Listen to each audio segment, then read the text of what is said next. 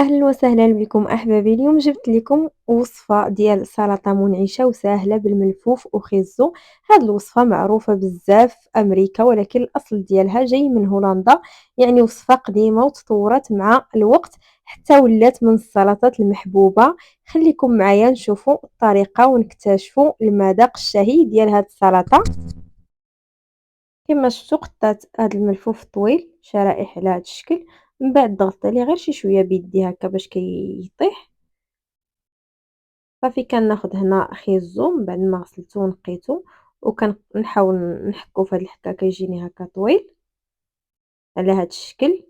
كنزيدو على الملفوف اللي حكينا،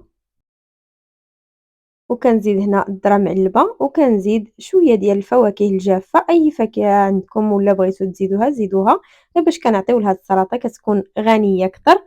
ومن بعد كناخد هنا دانون مسوس والمايونيز.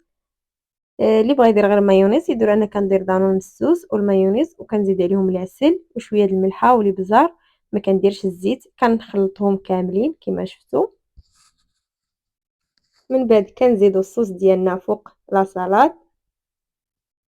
وكنخلطوها مزيان حتى كتخلط لينا، كتدخل فيها هاد لاصوص مزيان، وراه كتجي منعشه الصراحه.